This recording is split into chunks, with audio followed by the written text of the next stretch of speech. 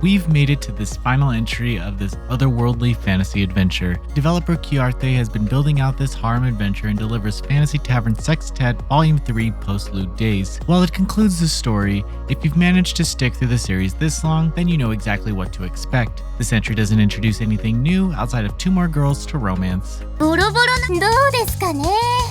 うちは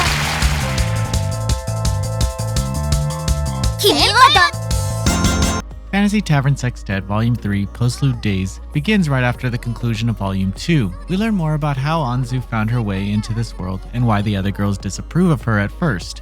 However, one thing is for sure, adding Anzu to the mix provides a new direction of the conversations since she already knows the protagonist. We don't have to go through the learning phase of their relationship, but we do get to witness their friendship blossom. On top of this, we finally get to learn more about Plumeria, who has been avoiding our reach since Volume 1. She doesn't have too much to offer the group, but her shy attitude is something that is needed to balance out all the strong personalities of the rest of the characters. It's strange because I wasn't sure how much she was needed until the final act. This entry would have been far less without her to bridge each of the entries together while adding a new distraction to whatever plot this story still has. In retrospect, Postlude Days is almost identical to the previous entries in terms of illustrations, backgrounds, and music. Everything makes a return here, but the developer still offers us some high quality CGs that rival many other ecchi titles. Sadly, another feature makes a return as well.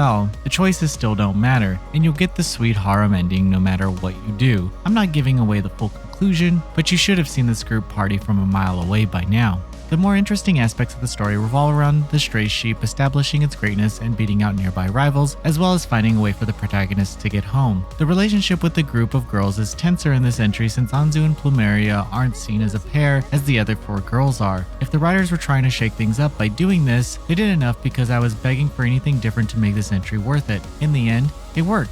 And I ended up enjoying the distinct level of insanity each character brought to the narrative while adding just a dash of emotion. Each entry in the series seems to suffer from one strange text error where there isn't a space after the comma. I always hoped this would be fixed, but it just keeps happening. As I'm speed reading these conversations, it sometimes throws me off considerably. However, the translation itself is playful and delivers scenes accurately. I didn't feel like I was ever missing out on anything, but honestly, you're only here for the cute girls and comedic situations, which this entry delivers in spades. I appreciate the developer using the emote system for the character illustrations, as it makes the lengthy scenes a little easier to digest. Much of this entry takes place in the tavern, which makes conversations feel longer than they are. Still, the team did a great job of showing the girls' emotions during every line delivery. Further, the Q-Arte visual novel universe expands as characters from their previous releases make an appearance.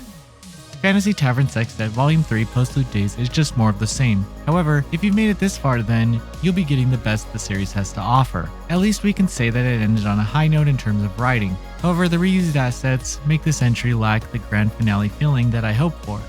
Noisy Pixels giving Fantasy Tavern Sextet Volume 3 Postlude Days a 6.5 out of 10. Thank you for watching. Please read the full review at noisypixel.net. Noisy Pixel is run by a group of gamers who work hard to deliver news, reviews, previews, and more. Please subscribe to keep up with all our future content.